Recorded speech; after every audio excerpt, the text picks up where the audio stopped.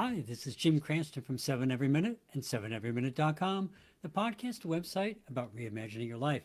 Thanks for joining me today to talk about, well, the focus of our lives. And also, I'm just getting over a cold, so hopefully my voice will hold up. So, if you like what you hear today, please leave a like, tell your friends, send me a message. Tonight, we're going to talk about what is, or perhaps should be, the focus of our lives, what's kind of the underlying meaning of what we're doing. So, obviously, this is a very personal matter, and it's formed in very unique ways for each and every one of us, in different ways. And some people may have had a youthful experience that so upset them that their focus is to ensure that never happens to another young person in any way they can possibly guarantee that if they can. However, a similar person may have had a youthful experience that was so positive that their focus is to ensure that as many youths as possible will have that same sort of opportunity to experience that wonderful thing. So obviously, even when formed at a young age, this is highly dependent upon individual experiences, circumstances, and how you view life and a thousand other things. And there are many external factors, obviously. Your home environment, your community environment, very importantly, how your home and community environment were perceived and responded to by the influential people around you. I mean, we all know, probably, but I certainly know people who grew up quite poor in the by common measures, quite poor, and they felt they had some of the richest environments to grow up in imaginable. And others who grew up, reasonably wealthy, and they felt they had little opportunity. So again, simple metrics are not necessarily accurate or perhaps even useful when you're trying to measure the environment and influences that it had upon you as you grew up. But there's another issue which runs very deep, and that is often overlooked because it's so pervasive. We usually don't even notice that it's there until we move either to a different region or somebody new comes into our area from another place. And that, of course, is the culture we grew up in. And like any good onion analogy, of course, with all the many layers, culture has many layers. It could be, which side of town you came from, what city you grew up in, what state, if you live by the sea or in the mountains or in the plains, and on and on and on. There's a thousand things that affect your culture. But what I'm really talking about here is kind of the overarching culture of the place in the world, the region in which you were born and grew up in. To start with, if you're from the USA, excuse me, right off the bat, you're coming from an extremely different region than almost the entire rest of the world. Only China is larger in population as well as in land area than the US. Canada and Russia are physically larger, but both have considerably smaller populations. India, along with China, has a larger population in the US, but only China is larger in land area and population. So what do these statistics mean? Well, to begin with, being in a country where I can drive for 7 normal driving days and just barely get to the other border is a very different experience than most of the rest of the world. The same is true for doing that same drive and having most of the governing laws be similar and all the laws based upon the same foundational document, which is our U.S. Constitution and Bill of Rights.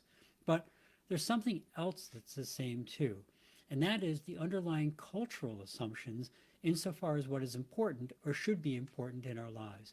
This evolves over time, naturally, but as the culture evolves, and I'm sorry, I lost my train of thought there. This evolves over time, naturally, and as the culture evolves, but even though it changes, since we live in such a large monolithic region, it means that our assumptions may not often be tested because unless we travel to a foreign culture or get to talk with someone from a foreign culture, we just think the whole world thinks the way we do because, heck, we can spend our whole lives and never leave, certainly never leave the country, not leave the part of the country that we're from, maybe not even leave our state, and we're still bigger than a lot of other countries in the world.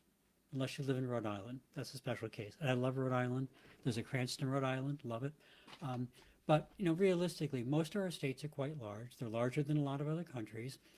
And, of course, the country is made up of 50 states plus territories. So we have this humongous landmass where everybody thinks the same.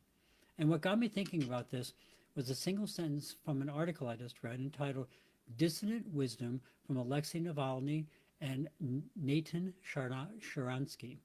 And it's from the Wall Street Journal on Saturday, February 24th, 2024. Put it up. So, see if it actually picks it up. There we are. Dissonant Wisdom from Alexei Navalny, and Nathan Sharansky. Short little article, 2 tons of material. I could easily do a series of episodes on just this one short editorial article. But the key point to me is the section where Mr. Sharansky quotes a European journalist who couldn't understand why Mr. Navalny would return to Russia, in almost certain arrest. The journalist asks, does he not understand such simple things?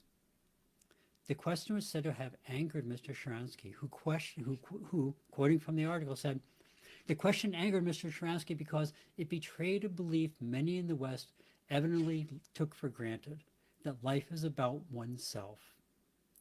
That one phrase pulled back the curtain on so many thoughts and frustrating conversations I've had over the years, the basis of which is, but you deserve to do something for yourself, too. To which my answer is always, why do I deserve anything?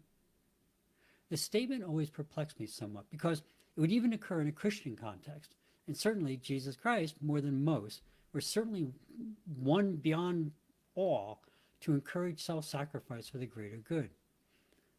The Wall Street article continues, Mr. Sharansky described his retort as pretty rude. He said, you are the one who does not understand something. If you think the goal is survival, then you are right. But his, referring to Navalny's, true concern is the fate of his people, and he is telling them, I am not afraid, and you should not be either. And that's the end of the quote. Bingo. 2 sentences clarify a lifetime of perplexing conversations in trying to resolve Christianity in the Western culture. Our modern culture has evolved into this kind of consumption society. That's certainly not news. We've talked about it before. But there's some kind of significant hidden baggage in there too. One of which is that if your GDP, gross domestic product, is highly based upon consumption, then you have to encourage people to consume. That's pretty obvious. But not so obvious is that you also need to convince them that it's their right, their need to consume. Do you need a new phone every year? Well, yes, if you're Apple or Samsung or Verizon or AT&T, you need people to get a new phone. And this is where the monolithic culture comes into play. As social creatures, we tend to be influenced by our peers. But when our peers are hundreds of millions of people who share a common culture, suddenly it's very difficult to think outside the box because the box is very big.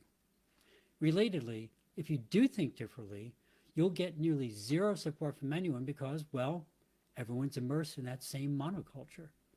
One of my biggest early influences growing up was my dad. I've talked about that before. He was a physician, and I would sometimes join him when he gave free care to migrant workers on his day off. I recall I grew up in an agricultural region.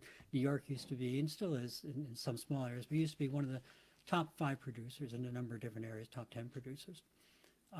Obviously that has changed, but nonetheless. So, I would go with him when he gave out free care to people. Talk about an awesome role model. This isn't about tooting my own horn, but rather simply explaining the lens through which I saw and see the world. Now try to match that up with consumerism, and you can see where the total disconnect happens. Seriously, I've never really understood why I always felt so different and always felt that I had to defend my worldview until I read the article about Russian dissidents. It's because, to a large degree, the value system I was raised with does not match the value system that surrounds me. I'm either having to explain my actions or, more often, simply choose to not mention them. But that latter approach really isn't good because if there are others who share my values, and there certainly are, and probably, hopefully many of you are listening, right? They need to know that they are not alone, that there are others walking that same path with them, that we share a common goal. Which brings us all the way back to the topic, the focus of our lives, which of course is based upon our value system. Remember, where the focus goes, the energy flows. Thank you, Tony Robbins, for that one, but it's so true. If you're focusing on something, even if you don't mean to do it, that's what you'll tend to do. We all have different areas of focus and live to slightly different value systems, and that's fine. But I would encourage you to embrace your value system if you truly believe in it, and even if it's different than whatever is popular. Especially these days, it's all the rage to be part of some group, whether it's political, ethnic, religious, or not religious, and on and on and on. There's more ways to dice the population than one can imagine. If you don't totally agree with whomever you're hanging out with, don't immediately assume it's you who are wrong or that either side is wrong. As we said before, it's okay to be you. Wonderful, unique, quirky you. And if others are so locked into the belief system that they can tolerate absolutely no variation from it, then that's a whole different discussion you should have with yourself, where you should be proud of and completely own the value system that you have and focus on living your life consistent with that value system. Remember, your vision will be consistent with your values. You really don't have a choice in that. If you try to force yourself to have a vision and hence goals that are not consistent with your values, you'll never really be content. Why work to get 2 homes and a fancy car if your real dream is to teach underserved populations here or abroad? No matter how much apparent success you have, you will never really be truly satisfied. So be aware of your values and the focus of your life, and be equally aware of the aspects of society that may challenge them simply because they're different. It's easy, very easy, to forget that even with our pervasive media influence and apparent monolithic culture, even a region as large as the US is still just one part of the puzzle. And there are places for all of us.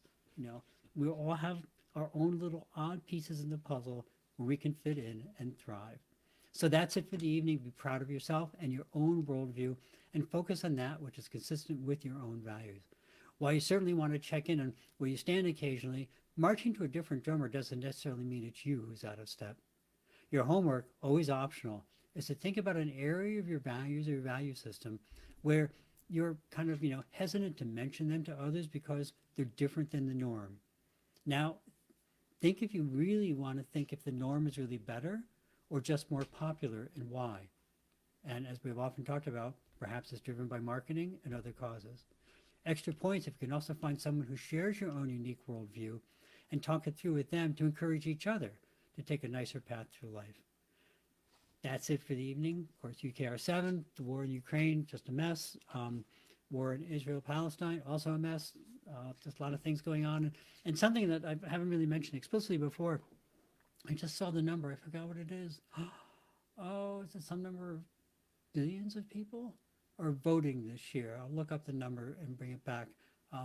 Big year for elections across the whole world. Some have already happened. Some are happening. Obviously, the ones in the U.S. are happening in the fall, but a lot of important elections going on. So keep those, everyone who's voting, that they vote with a real conscience and not for their own short-term self-gain. And then, of course, besides UKR7, we have World Central Kitchen, WCK.org.